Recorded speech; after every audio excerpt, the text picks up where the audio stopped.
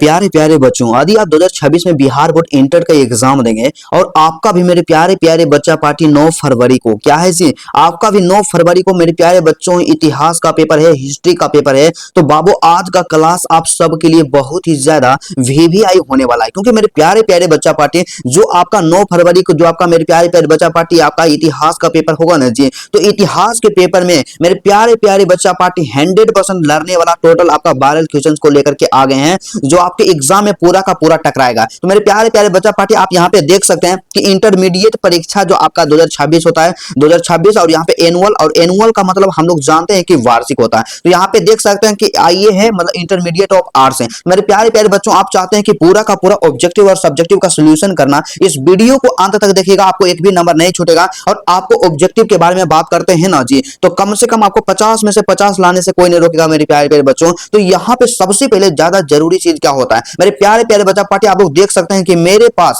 आज है सेट ए है, तो सेट ए का सॉल्यूशन करवा रहे हैं मेरे प्यारे प्यारे बच्चों। और इस तरह से आप देख सकते हैं, और आपके यहाँ पे टोटल पूर्णांक के बारे में बात कर लिया जाए तो 100 अंक का टोटल आपका हिस्ट्री का एग्जाम होगा मेरे प्यारे प्यारे बच्चा पार्टी। और यहाँ पे सबसे ज्यादा जरूरी होता है मेरे प्यारे प्यारे बच्चों आपके एग्जामिनेशन के लिए समय सीमा, तो समय होता 3 घंटे 15 मिनट का दिया जाता है, और 15 मिनट का जो समय रहेगा मेरे प्यारे प्यारे बच्चा पार्टी आपको एक्स्ट्रा दिया जाता है। और आप बोलते हैं भैया हमें एक्स्ट्रा समय तो नहीं मिलता, तो मेरे प्यारे बच्चों आपको ओएमआर पेपर 9:45 में आपको हर हाल में प्रत्येक दिन इस समय में दे दिया जाता होगा, इससे पहले भी मिल जाता होगा। और आपका एग्जाम जो स्टार्ट होगा 10 बजे से एग्जाम स्टार्ट होगा। तो आप बताइए यहाँ पे 15 मिनट का जो समय मिला ना जी, यही आपके पास ओएमआर को पूरा यहाँ पे फिलअप करने का समय होता है, और इसी समय में बाबू आपको पूरा रंग देना है।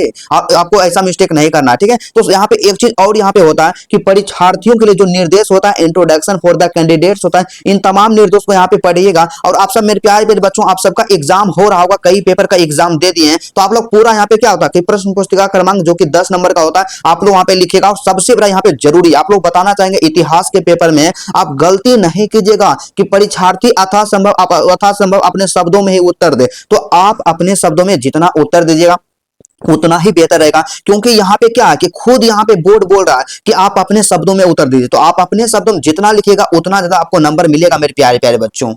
तो मेरे प्यारे प्यारे बच्चों जैसे ही आपके पास पेपर मिलेगा, आपका यहाँ पे लिखा हुआ रहेगा खंड आ लिखा हुआ रहेगा, मतलब सेक्शन ए आपका रहेगा। इसमें क्या रहेगा वस्तुनिष्ठ प्रश्न रहेगा, मतलब ऑब्जेक्टिव आंसर टाइप क्वेश्चंस आपके पास दिया हुआ रहेगा। और आपको पूरा का पूरा इसको पढ़ लेना, इस निर्देश को, तभी आपको सोल्व करना है मेरे प्यारे प्यारे बच्चा पार्टी। तो यहाँ पे इस निर्देश को यहाँ पे साफ शब्दों में यहाँ पे कहा गया है कि प्रश्न संख्या 1 से 100 तक प्रत्येक प्रश्नों के साथ 4 विकल्प दिए गए हैं, जिनमें से कोई एक सही है। इन 100 प्रश्नों में से किन्हीं 50 प्रश्नों कि अपने द्वारा चुने गए सही विकल्प को ओएमआर उत्तर पुस्तक पर चिन्हित करना। मतलब कि सीधा सा आप एक शब्दों में आपको बता दें कि क्या होगा मेरे प्यारे प्यारे बच्चा पार्टी कि आपके पास 100 को ऑब्जेक्टिव क्वेश्चन रहेगा, इसमें से मेरे प्यारे प्यारे बच्चों आपको केवल 50 रंगना है। और कई बच्चे होशियार बनने के चक्कर में क्या करते हैं 60 क्वेश्चन बना देते हैं, 70 क्वेश्चन बनाते हैं। बाबू आपको ऐसा गलती नहीं करना है, क्योंकि ऐसा कीजिएगा ना जी आपको बेहतर करने से मतलब हमेशा बेहतर करने से पीछे रह जाइएगा। तो आपको ऐसा गलती नहीं करना है। तो इस तरह से आपको यहाँ पे 50 नंबर दे दिया जाएगा मेरे प्यारे प्यारे बच्चा पार्टी। तो चलिएगा जी, आप इसका बेसब्री से जिसका इंतजार कर रहे थे, तो आपके पास यहाँ पे प्रश्न जो दिया गया सिंपल है बाबू। और 1 नंबर का प्रश्न आप लगाते चलिएगा कि भारतीय राष्ट्रीय कांग्रेस की स्थापना कब हुई है, तो आप लोग 1885 को बिल्कुल सही कीजिएगा, पूरा का पूरा आपका वायरल है। और 2 नंबर का प्रश्न आपके पास दिया गया कि कांग्रेस की स्थापना का श्रेय किसे दिया जाता है, तो कांग्रेस की स्थापना का जो श्रेय दिया जाता है ए ओ ह्यूम को दिया जाता है। ऑप्शन नंबर जो आपका बी होगा आप बिल्कुल सही कीजिएगा। 3 नंबर का प्रश्न है कि हड़प्पा सभ्यता किस युग की सभ्यता है, तो हड़प्पा सभ्यता जो है कांस्य युग की सभ्यता है, आप बिल्कुल लगाते चलिएगा। और उसके बाद हमारे पास जो 4 नंबर का प्रश्न दिया गया कि सिंधु घाटी सभ्यता में विशाल स्नानागार के अवशेष कहां से प्राप्त हुए हैं, तो कहां से प्राप्त हुए थे मोहनजोदड़ो से प्राप्त हुए थे। काफी ज्यादा इंपोर्टेंट है मेरे प्यारे प्यारे बच्चों। और उसके बाद हमारे पास प्रश्न है 5 नंबर का कि लोथल किस नदी के किनारे अवस्थित है, तो लोथल को मारिएगा भोगवा नदी के किनारे अवस्थित है। एग्जाम में कई बार पूछा गया, आप यहाँ पे बताइएगा 6 नंबर में कि इब्न बतूता किस देश का यात्री था, तो इब्न बतूता जो था ना मेरे प्यारे प्यारे बच्चों एग्जाम में कई बार पूछा गया। तो आप लोग आज रखिएगा मोरक्को का यहाँ पे यात्री था, कहां का मोरक्को का यात्री था। और आप बताइएगा 7 नंबर में किताब उल हिंद के लेखक कौन थे, तो किताब उल हिंद के लेखक कौन थे मेरे प्यारे प्यारे बच्चों, तो अल बरूनी को बिल्कुल आप सही कीजिएगा। ऑप्शन नंबर जो ए होगा मेरे प्यारे प्यारे रसगुल्लों आप इसी को बिल्कुल सही कीजिएगा। तो जितना प्रश्न बता रहे हैं बाबू आपका तैयारी कुछ भी नहीं है, आप इस वीडियो को देख करके जाइए, एग्जाम में एक भी ऑब्जेक्टिव नहीं छूटेगा आपका 100% गारंटी है, क्योंकि परीक्षा से पहले ही आपका क्वेश्चन वायरल हो गया। तो आप यहाँ पे बताइएगा कि तंबाकू का सेवन सर्वप्रथम किस मुगल सम्राट ने किया था? तो तंबाकू का सबसे पहले सेवन जो किसने किया था? अकबर ने किया था। ऑप्शन नंबर सी को बिल्कुल आप सही कीजिएगा। और उसके साथ ही साथ हमारे पास जो यहाँ पे प्रश्न दिया गया 9 नंबर का, मेरे प्यारे बच्चों की तंबाकू पर किस मुगल शासक ने प्रतिबंध लगाया? मेरे प्यारे बच्चों देखिए सिंपल आपसे क्वेश्चन दो को पूछा जाएगा कि तंबाकू का सबसे पहले सेवन किसने किया था? अकबर ने किया था। और तंबाकू पर किसने सर्वप्रथम प्रतिबंध लगाया, मतलब तंबाकू को किसने बैन कर दिया था? तो आप लोग यहां से सही आंसर कर लीजिएगा, जहांगीर को सही कर लीजिएगा। जहांगीर तंबाकू पे बैन लगा दिया था। और आप यहाँ पे बताइएगा कि विजयनगर साम्राज्य की स्थापना किसने की? यहाँ पे क्या हो जाएगा, विजयनगर साम्राज्य की जो स्थापना की थी हरिहर और बुक्का ने की थी। ऑप्शन नंबर सी को आप बिल्कुल लगाइएगा। और आप यहाँ पे बताइएगा 11 नंबर में बाबू कि कबीर किसके शिष्य थे? मेरे प्यारे बच्चों कबीर जो शिष्य थे ना जी रामानंद के शिष्य थे। ऑप्शन नंबर सी को बिल्कुल आप सही कीजिएगा। और आप यहाँ पे बताइएगा 12 नंबर में कि उत्तर भारत में भक्ति आंदोलन का आरंभ किस संत ने किया था? तो उत्तर भारत में भक्ति आंदोलन का जो आरंभ किया था किसने किया था? रामानंद ने किए थे। ऑप्शन नंबर ए को बिल्कुल आप लगाइएगा। और आप यहाँ पे बताइएगा मेरे प्यारे प्यारे रसगुल्लों, हमारे पास जो 13 नंबर का प्रश्न दिया गया है कि सर्वप्रथम विजयनगर की यात्रा पर जाने वाला विदेशी यात्री कौन था? तो सर्वप्रथम विजयनगर की यात्रा पे जाने वाला विदेशी जो यात्री था मेरे प्यारे बच्चों क्या था? निकेलो कॉन्टी था। ऑप्शन नंबर ए को बिल्कुल सही कीजिएगा। और सभी का सभी मेरे प्यारे प्यारे बच्चों 100% आपके परीक्षा में छपने वाला है, तो कभी भी इस वीडियो को इग्नोर नहीं कीजिएगा। और जितना बता रहे हैं उतना पढ़ करके परीक्षा से पहले आप जरूर जाइएगा। तो चलिए आप बताइएगा जी यहाँ पे कि हम्पी को यूनेस्को द्वारा विश्व पुरातन स्थल किस वर्ष घोषित किया गया मेरे प्यारे प्यारे बच्चों? तो किस वर्ष घोषित किया गया था? तो 1986 में याद रखेगा। काफी ज्यादा बारह है मेरे प्यारे बच्चों। और आप बताइएगा कि पानीपत का प्रथम युद्ध किस वर्ष हुआ था? तो पानीपत का प्रथम युद्ध किस वर्ष हुआ था? एग्जाम में कई बार पूछा गया 1526 को। बिल्कुल आप सही कीजिएगा। और उसके साथ ही साथ हमारे पास प्रश्न की बाबरनामा या तुजुक ए बाबरी किस भाषा में लिखी गई है? तो बाबरनामा कहे या तुजुक ए बाबरी कहे मेरे प्यारे प्यारे बच्चों, आप लोग इसका सही आंसर क्या कीजिएगा, किस भाषा में लिखा गया है? तो आप लोग यहाँ पे याद रखिएगा तुर्की भाषा में लिखा गया है। किस भाषा में? तुर्की भाषा में। ऑप्शन नंबर जो आपका यहाँ से क्या हो जाएगा? सी होगा मेरे प्यारे बच्चों। आप आंख मूंद करके बिल्कुल आप सही कीजिएगा। और आप यहाँ पे बताइएगा 17 नंबर का प्रश्न हमारे प्यारे प्यारे बच्चे पार्टी हमें पे दिया गया है जी कि दीन ए इलाही किससे संबंधित है? मेरे प्यारे बच्चों दीन ए इलाही जो संबंधित है ना जी अकबर से संबंधित है। ऑप्शन नंबर सी को आप बिल्कुल लगाइएगा। और आप यहाँ पे बताइएगा 18 नंबर में क्या कि अकबरनामा की रचना किसने की मेरे प्यारे प्यारे बच्चों? तो अकबरनामा की रचना अबुल फजल के द्वारा की गई है। इतना ज्यादा इंपॉर्टेंट प्रश्न मेरे प्यारे बच्चों की इसको पढ़ के जाइएगा, पूरा का पूरा आपका पेपर में छपेगा। तो आप बताइएगा कि पानीपत का द्वितीय युद्ध कब हुआ था मेरे प्यारे बच्चों? तो पानीपत का जो द्वितीय युद्ध हुआ था 1556 में हुआ था। ऑप्शन नंबर बी को बिल्कुल आप सही कीजिएगा। और सभी का सभी मेरे प्यारे प्यारे बच्चों बिल्कुल इंपॉर्टेंट है। तो आप वीडियो को अंत तक देख लीजिएगा। परीक्षा में आपको 50 में से 50 लाने से कोई नहीं रोकेगा। और आप कमेंट करके बताइएगा क्या आप हिस्ट्री में 90 प्लस लाना चाहते हैं या 80 प्लस लाना चाहते हैं या 60 प्लस लाना चाहते हैं, या मेरे प्यारे प्यारे बच्चा पार्टी केवल और केवल आप पास होना चाहते हैं? आप जरूर कमेंट करके हमें बताइएगा। और साथ में आप अपना नाम को भी जरूर लिख दीजिएगा। तो आप यहाँ पे बताने का प्रयत्न कीजिएगा कि जजिया कर किस पर लगाया जाता था मेरे प्यारे प्यारे बच्चों? तो जजिया जो था ना जिम्मियों पे लगाया जाता था। जिम्मियों कहने का मतलब क्या होता है कि जो गैर मुस्लिम थे, जो मुस्लिम नहीं थे, उस पे लगाया जाता था। और आप यहाँ पे बताइएगा कि अस्थाई बंदोबस्त कहाँ लागू किया गया? तो अस्थाई बंदोबस्त जो था मेरे प्यारे प्यारे बच्चा पार्टी बंगाल में लागू किया गया था। ऑप्शन नंबर सी को बिल्कुल आप लगाइएगा। और आप यहाँ पे बताइएगा कि संथाल विद्रोह का नेता कौन था? तो संथाल विद्रोह का नेता कौन था? याद रखिएगा सिद्धू और कान्हू था। ऑप्शन नंबर बी को बिल्कुल सही कीजिएगा। और आप बताइएगा 23 नंबर में कि दमन इकोह क्या है? तो दमन इकोह जो है ना जी एक भूभाग है। याद रखिएगा सभी का सभी इंपोर्टेंट है। और आप बताइएगा कि 1857 के विद्रोह के समय भारत का गवर्नर जनरल कौन था? तो उस समय भारत के गवर्नर जनरल कौन थे? लॉर्ड कैनिंग थे। ऑप्शन नंबर बी को बिल्कुल आप सही कीजिएगा। और मेरे प्यारे प्यारे बच्चों कई बच्चे का लगातार कमेंट आ रहा था कि भैया मेरा तैयारी नहीं है। मेरे प्यारे बच्चों आप आदि कमजोर है ना जी, इस वीडियो को पढ़ करके जाइएगा, आपको ऑब्जेक्टिव में एक भी प्रश्न नहीं छूटेगा। और आप यहाँ पे लगाते चलिएगा 25 नंबर का।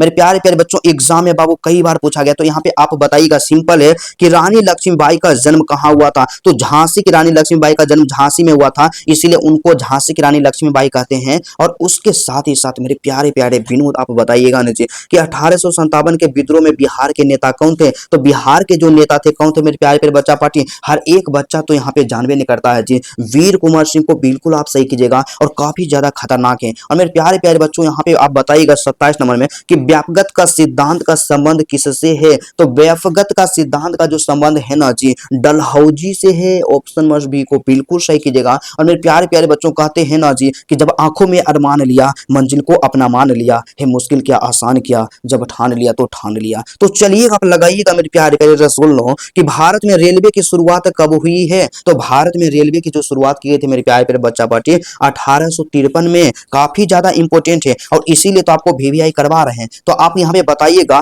कि गेटवे ऑफ इंडिया का निर्माण कब हुआ है। तो याद रखिएगा कि गेटवे ऑफ इंडिया का निर्माण जो हुआ था 1911 में। ऑप्शन नंबर बी को बिल्कुल आप सही कीजिएगा। और उसके साथ ही साथ हमारे पास जो 30 नंबर का प्रश्न ही दिया गया कि चंपारण सत्याग्रह का संबंध किस राज्य से है। तो चंपारण सत्याग्रह का जो संबंध है बिहार राज्य से। ऑप्शन नंबर ए को बिल्कुल आप सही कीजिएगा। और आप यहाँ पे बताइएगा बाबू, सिंपल है, आपके पास जो प्रश्न दिया गया है कि गांधी जी ने असहयोग आंदोलन किस वर्ष शुरू किया था। तो गांधी जी ने असहयोग आंदोलन 1920 में शुरू किए थे। ऑप्शन नंबर ए को आप बिल्कुल सही कीजिएगा। और आप लगाइएगा ने रसगुल्लों मेरे प्यारे प्यारे बच्चों, बताइएगा कि दिल्ली चलो का नारा किसने दिया था। तो दिल्ली चलो का जो नारा दिया था ना जी, सुभाष चंद्र बोस ने दिए थे। ऑप्शन नंबर बी को बिल्कुल आप सही कीजिएगा। और आप यहाँ पे बताइएगा मेरे प्यारे प्यारे रसगुल्लों कि दांडी यात्रा ने किस आंदोलन की शुरुआत, दांडी यात्रा से किस आंदोलन की शुरुआत हुई।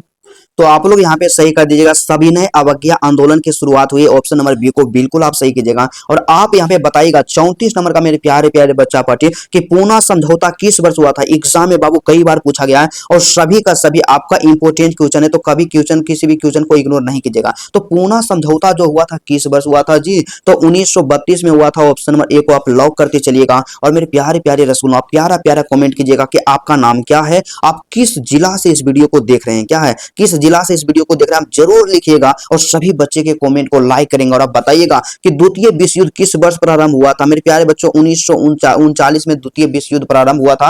ऑप्शन नंबर बी को लगाइएगा। और आप बताइएगा करो या मरो का नारा किसने दिया था। तो महात्मा गांधी ने दिए थे करो या मरो का नारा। और उसके साथ ही साथ हमारे पास 37 नंबर का प्रश्न कि भारतीय संविधान के प्रारूप समिति के अध्यक्ष कौन थे। तो भारतीय संविधान के प्रारूप समिति के अध्यक्ष जो थे डॉक्टर BR अम्बेडकर थे, भीमराव अम्बेडकर थे। और उसके बाद मेरे प्यारे रसगुल्लों 38 नंबर का प्रश्न है कि भारत का लौह पुरुष किसे कहा जाता था। तो भारत का लौह पुरुष सरदार वल्लभ भाई पटेल को कहा जाता है। ऑप्शन नंबर सी को बिल्कुल आप सही कीजिएगा। और उसके साथ ही साथ मेरे प्यारे प्यारे बच्चों हमारे पास प्रश्न है कि संविधान सभा की प्रथम बैठक कब हुई है। मेरे प्यारे प्यारे बच्चा पार्टी आप लोग याद रखिएगा कि संविधान सभा की प्रथम जो बैठक हुई है 9 दिसंबर 1946 में। ऑप्शन नंबर ए को आप बिल्कुल सही कीजिएगा। तो चलिएगा जी आप यहाँ पे लगाइएगा 40 नंबर में स्वतंत्र भारत के प्रथम गवर्नर जनरल कौन थे। तो स्वतंत्र भारत के प्रथम गवर्नर जनरल कौन थे, लॉर्ड माउंटबेटन थे। ऑप्शन नंबर बी को बिल्कुल आप सही कीजिएगा। और उसके साथ ही साथ हमारे पास जो प्रश्न दिया गया 41 नंबर का, तो सिंपल है बाबू की हड़प्पा किस नदी के किनारे स्थित है। तो मेरे प्यारे बच्चों हर एक बच्चा जानता है कि हड़प्पा जो है किस नदी के किनारे स्थित है।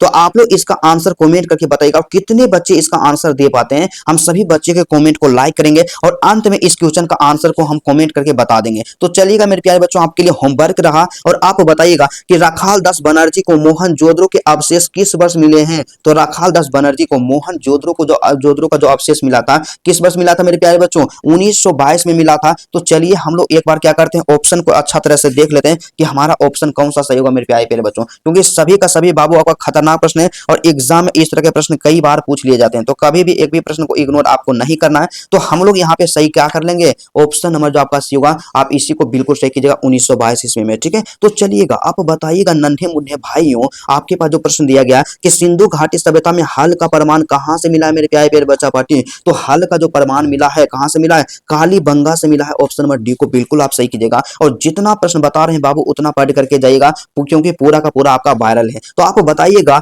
कि समुद्रगुप्त की तुलना किस यूरोपीय शासक से की जाती है। तो समुद्रगुप्त की तुलना जो है किस यूरोपीय शासक से की जाती है। तो मेरे प्यारे प्यारे बच्चा पार्टी आप लोग याद रखिएगा नेपोलियन से की जाती है। किससे, नेपोलियन से की जाती है। ऑप्शन नंबर बी को सही कीजिएगा। आप यहाँ पे बताइएगा कि अर्थशास्त्र के लेखक कौन है। तो अर्थशास्त्र के लेखक कौटिल्य या चाणक्य हैं, ऑप्शन नंबर सी को बिल्कुल आप सही कीजिएगा। और 39 नंबर में बताइएगा कि इंडिका किसकी किसकी रचना है, तो इंडिका जो रचना है मेगास्थनीज की रचना है। और 100 स्टार वाला क्वेश्चन है मेरे प्यारे प्यारे बच्चों, कभी भी इग्नोर नहीं कीजिएगा। और उसके साथ ही साथ हमारे पास जो प्रश्न दिया गया है कि धर्म की शुरुआत किसने की थी, तो धर्म की शुरुआत यहाँ पे अशोक ने की थी, ऑप्शन नंबर बी को बिल्कुल सही कीजिएगा। और उसके बाद आप लगाइएगा कि प्राचीन भारत में धाम की लिपि क्या थी, तो मेरे प्यारे बच्चों प्राचीन भारत जो थी ना जी, उसमें धाम की लिपि क्या थी, ब्राह्मी लिपि थी, ऑप्शन नंबर ए को बिल्कुल आप सही कीजिएगा। और उसके बाद यहाँ पे बताइएगा 49 नंबर का कि महाभारत का युद्ध कितने दिनों तक चला था। मेरे प्यारे बच्चों आपको सीधा सा पता होना चाहिए, जब भी एग्जाम में पूछा जाए महाभारत के युद्ध और पुराणों की संख्या दोनों का दोनों आप 18 कीजिएगा, ऑप्शन नंबर डी जो है आपका बिल्कुल सही आंसर होगा। उसके बाद आप बताइएगा कि महाभारत की रचना किस भाषा में हुई है, तो हर एक बच्चा जानता है कि महाभारत की रचना संस्कृत भाषा में हुई है, ऑप्शन नंबर जो आपका यहाँ से होगा आप इसी को बिल्कुल सही कीजिएगा। तो जितना प्रश्न बता रहे बाबू उतना कम से कम आपको परीक्षा से पहले पढ़ करके जाना, क्योंकि पूरा का पूरा आपका वायरल पेपर है। और बाद में आप हमको नहीं बोलिएगा कि भैया हम नहीं पढ़े थे, मिस्टेक हो गया हमसे। तो चलिए आप लाखों स्टूडेंट इससे पढ़ाई करते हैं, और आप बताइएगा कि मनु स्मृति में कितने प्रकार के विवाह का उल्लेख किया गया है, तो मनु स्मृति में कुल 8 प्रकार के विवाह का उल्लेख किया गया है, ऑप्शन नंबर सी को बिल्कुल सही कीजिएगा। और बताइएगा कि श्वेतांबर और दिगंबर का संबंध किस धर्म से है, तो श्वेतांबर और दिगंबर के संबंध जैन धर्म से है, और जैन धर्म के 2 संप्रदाय है। तो आप बताइएगा यहाँ पे कि त्रिपिटक का संबंध किस धर्म से, तो त्रिपिटक का संबंध जो है बौद्ध धर्म से, ऑप्शन नंबर बी को लगाइएगा। और आप यहाँ पे बताइएगा 54 नंबर में कि सांची का स्तूप किस धर्म से संबंधित है, तो सांची का जो स्तूप है ना मेरे प्यारे बच्चों याद रखिएगा बौद्ध धर्म से संबंधित है, काफी ज्यादा मोस्ट इंपोर्टेंट है। और आप यहाँ पे बताइएगा नेक्स्ट जो प्रश्न आपके पास यहाँ पे दिया गया है कि अल बर्नी किसके साथ भारत आया था, तो अल बर्नी जो है ना जी किसके साथ भारत आया था, तो महमूद गजनवी के साथ भारत आया था, ऑप्शन नंबर बी को बिल्कुल आप सही कीजिएगा। और उसके साथ ही साथ हमारे पास जो प्रश्न दिया गया है कि इब्न बतूता ने अपनी यात्रा का विवरण किस भाषा में लिखा है, तो इब्न बतूता ने अपनी यात्रा का जो विवरण लिखा था किस भाषा में, अरबी भाषा में लिखा था, ऑप्शन नंबर डी को आप सही कीजिएगा। और उसके साथ ही साथ हमारे पास जो क्वेश्चन दिया गया है 57 नंबर का कि हम्पी नगर किस साम्राज्य से संबंधित है, तो हम्पी जो है ना जी विजयनगर साम्राज्य से संबंधित है, ऑप्शन नंबर डी को बिल्कुल सही कीजिएगा। और आप यहाँ पे बताइएगा मेरे प्यारे प्यारे बच्चों की विजयनगर का शाब्दिक अर्थ क्या होता है जी, तो विजयनगर जो होता है मेरे प्यारे बच्चों उसका जो शाब्दिक अर्थ होता है जीत का शहर होता है, क्या होता है जीत का शहर होता है। और आप यहाँ पे बताइएगा 59 नंबर में कि गोपुरम का संबंध किससे, तो गोपुरम का संबंध मंदिर से है, ऑप्शन नंबर ए को डी को बिल्कुल आप सही कीजिएगा। और जितना प्रश्न बता रहे हैं बाबू सभी का सभी आपका मोस्ट इंपोर्टेंट है। उसके बाद हमारे पास जो प्रश्न दिया गया 60 नंबर का कि आइन ए अकबरी कितने भागों में विभाग थे, एग्जाम में बाबू कई बार पूछा गया है, तो आप लोग याद रखिएगा कि 5 भागों में विभाग थे, ऑप्शन नंबर डी को बिल्कुल आप सही कीजिएगा। उसके बाद हमारे पास जो प्रश्न दिया गया है कि मुगल काल में सिंचाई का मुख्य साधन क्या था, तो मुगल के काल में सिंचाई का जो मुख्य साधन था ना जी कुआं भी था, नहर भी था, और यहाँ पे रहट भी था, तो ऑप्शन नंबर डी को बिल्कुल सही कीजिएगा। क्या हो जाएगा इनमें से सभी हो जाएगा, ऑप्शन नंबर डी को बिल्कुल आप सही कीजिएगा। ठीक है आप यहाँ पे बताइएगा 62 नंबर का प्रश्न हमारे पास दिया गया कि ताजमहल का निर्माण किसने करवाया था मेरे प्यारे प्यारे बच्चा पार्टी, तो ताजमहल का निर्माण हम लोग जानते हैं कि शाहजहां ने किया था, ऑप्शन नंबर जो आपका डी का बिल्कुल सही आंसर हुआ। और आप यहाँ पे बताइएगा सिंपल है बाबू एकदम खतरनाक है कि मुगल दरबार में अभिवादन का क्या तरीका था, तो मुगल दरबार में अभिवादन का जो तरीका था मेरे प्यारे प्यारे बच्चा पार्टी क्या था जी, यहाँ पे कोर्निश भी था, सजदा भी था, और पाइबोस भी था, तो ऑप्शन नंबर डी को बिल्कुल सही कीजिएगा, ऑल ऑफ दीज हो जाएगा। ठीक है उसके बाद यहाँ पे आप बताइएगा मेरे प्यारे प्यारे रसगुल्लों कि गुलबदन बेगम ने क्या लिखा था, मेरे प्यारे प्यारे बच्चा पार्टी गुलबदन बेगम के द्वारा क्या लिखा गया था, हुमायूं नामा को लिखा गया था, ऑप्शन नंबर बी को बिल्कुल आप सही कीजिएगा। और उसके बाद आप यहाँ पे बताइएगा कि मुगल चित्रकला किसके समय सर्वोत्तम पर थी मेरे प्यारे प्यारे बच्चा पार्टी, तो मुगल चित्रकला जो था ना चरम उत्सव पर किसके समय में था, तो आप लोग यहाँ पे सही कीजिएगा जहांगीर के समय में, मोस्ट इंपोर्टेंट है मेरे प्यारे बच्चों। और आप यहाँ पे बताइएगा 66 नंबर का कि बुलंद दरवाजा कहाँ स्थित है, तो बुलंद दरवाजा जो स्थित है कहाँ स्थित है, फतेहपुर सीकरी में स्थित है। और उसके बाद आपके पास जो प्रश्न दिया गया है कि अकबर का वित्त मंत्री कौन था, तो अकबर का जो वित्त मंत्री था मेरे प्यारे बच्चों टोडरमल था, कौन था, टोडरमल था। और आप यहाँ पे बताइएगा 68 नंबर में कि शेख मोइनुद्दीन चिश्ती की दरगाह कहाँ है, तो शेख मोइनुद्दीन चिश्ती का जो दरगाह है मेरे प्यारे प्यारे प्यारे बच्चा पार्टी कहाँ है जी, काफी ज्यादा मोस्ट इंपोर्टेंट है। और आप इसका सही आंसर कीजिएगा अजमेर में है, कहाँ है, अजमेर में है। और आप यहाँ पे बताइएगा 69 नंबर में कि कॉर्नवालिस कोड कब बना था। तो कॉर्नवालिस कोड के बारे में जब भी आपसे पूछा जाए तो कॉर्नवालिस कोड कब बना था मेरे प्यारे प्यारे बच्चों, तो 1793 में बना था। तो चलिएगा ऑप्शन नंबर को हम लोग देख लेते हैं कि 1793 कौन सा है जी। तो ऑप्शन नंबर जो हमारा यहाँ से बी होगा बिल्कुल हम सही करेंगे। और आप यहाँ पे बताइएगा, सिंपल है बाबू 70 नंबर का कि रैयतवाड़ी व्यवस्था में भूमि का स्वामी कौन होता है। तो रैयतवाड़ी व्यवस्था में भूमि का जो स्वामी होता है ना जी, किसान होता है। कौन होता है? किसान होता है। और उसके साथ आप यहाँ पे लगाइएगा, सिंपल है कि क्या है 71 नंबर का कि महलबारी बंदोबस्त किसके द्वारा लागू किया गया है। तो महलबारी बंदोबस्त जो लागू किया गया था किसके द्वारा लागू किया गया था? मार्टिन वर्ड के द्वारा लागू किया गया था। और उसके बाद 72 नंबर का प्रश्न हमारे पास है कि 1857 के विद्रोह के तत्कालीन कारण क्या थे। तो 1857 में जो क्रांति हुआ था उसका जो सबसे यहाँ पे तत्कालीन कारण था चर्बी वाले कारतूस था। क्या चर्बी वाले कारतूस था। और उसके बाद आप यहाँ पे बताइएगा कि वीर कुंवर सिंह कहाँ के रहने वाले थे। तो वीर कुंवर सिंह जो थे ना जी, कहाँ के रहने वाले थे? जगदीशपुर के रहने वाले थे बाबू। काफी ज्यादा मोस्ट इंपोर्टेंट है। और आप यहाँ पे बताइएगा 74 नंबर में कि कोलकाता में सर्वोच्च न्यायालय की स्थापना कब हुई। तो कोलकाता में सर्वोच्च न्यायालय की जो स्थापना की गई थी 1773 में। ऑप्शन नंबर सी को बिल्कुल आप लगाते चलिएगा। और आप यहाँ पे बताइएगा 75 नंबर का प्रश्न आपके पास है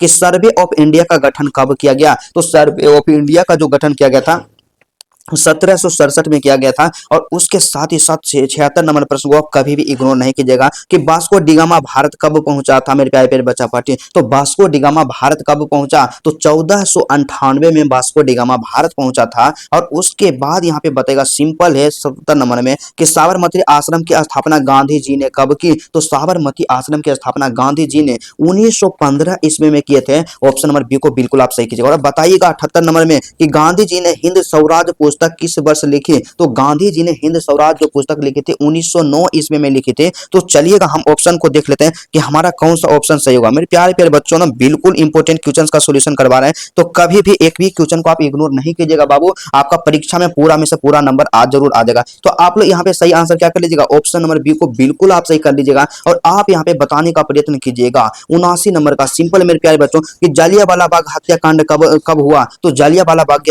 हत्याकांड हम लोग जानते हैं कि 13 अप्रैल 1919 ईस्वी में हुई थी। ऑप्शन नंबर ए को बिल्कुल आप सही कीजिएगा। और आप यहाँ पे बताइएगा, सिंपल है कि साइमन कमीशन भारत कब आया। तो साइमन कमीशन जो भारत आया था 1928 ईस्वी में आया था। आप बिल्कुल सही कीजिएगा मेरे प्यारे प्यारे रसूलनो।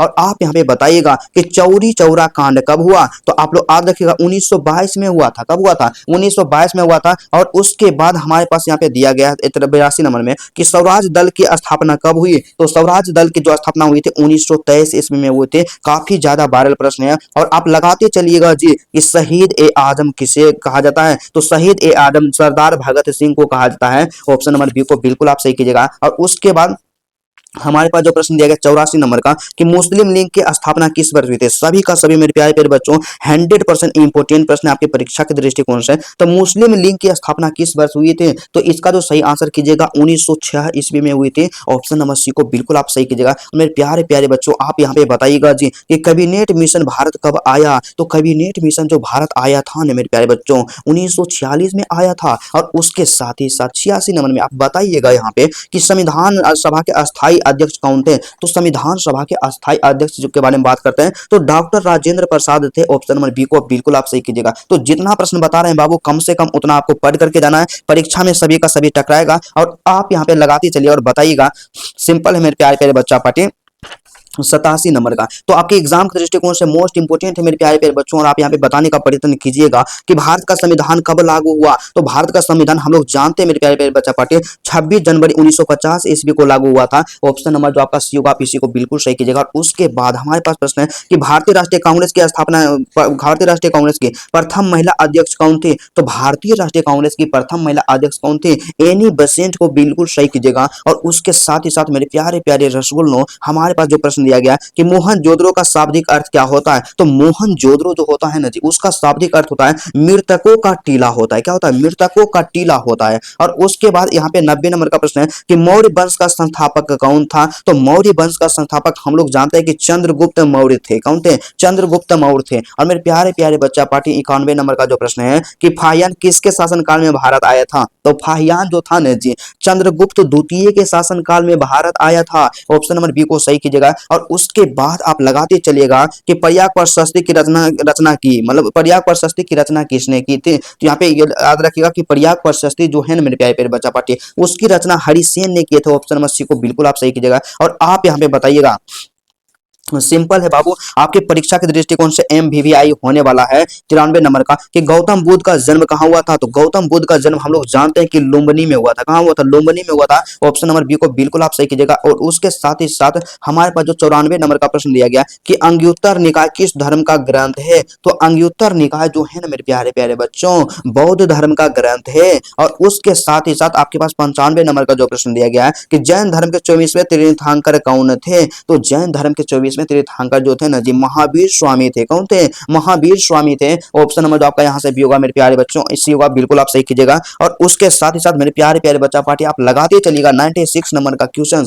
हमारे स्क्रीन पे दिया गया मेरे प्यारे प्यारे रसूल, आप बताने का प्रयत्न कीजिएगा कि अकबर ने किस वर्ष दीन इलाही चलाया था। तो अकबर के द्वारा दीन इलाही जो चलाया गया था किस वर्ष? 19 यहाँ पे 1582 में। ऑप्शन नंबर डी को बिल्कुल आप सही कीजिएगा। उसके बाद हमारे पास जो प्रश्न दिया गया मेरे प्यारे प्यारे रसगुल्लों कि भारत का अंतिम मुगल सम्राट कौन था। तो भारत का सबसे अंतिम मुगल सम्राट जो था बहादुर शाह जफर था। ऑप्शन नंबर डी को बिल्कुल आप सही कीजिएगा। और आप यहाँ पे बताइएगा 98 नंबर में कि प्रसिद्ध विरूपाक्ष मंदिर कहाँ स्थित है। तो प्रसिद्ध विरूपाक्ष मंदिर जो है ना जी, हम्पी में स्थित है। कहाँ है? हम्पी में स्थित है। और उसके बाद हमारे पास 99 नंबर का जो प्रश्न दिया गया कि गेटवे ऑफ इंडिया कहाँ स्थित है। तो गेटवे ऑफ इंडिया हर बच्चा जानता है कि मुंबई में स्थित है। और मेरे प्यारे प्यारे बच्चों, अंतिम प्रश्न का आप लोग जवाब दीजिएगा जी, ये काफी ज्यादा खतरनाक है आपकी परीक्षा के दृष्टिकोण से, कि जय हिंद का नारा किसने दिया था। तो जय हिंद का जो नारा दिया था मेरे प्यारे प्यारे बच्चा पार्टी, सुभाष चंद्र बोस ने दिया था। ऑप्शन नंबर डी को बिल्कुल बिल्कुल आप लगाते चलिएगा। मेरे प्यारे प्यारे बच्चा पार्टी, इस तरह से आपका टोटल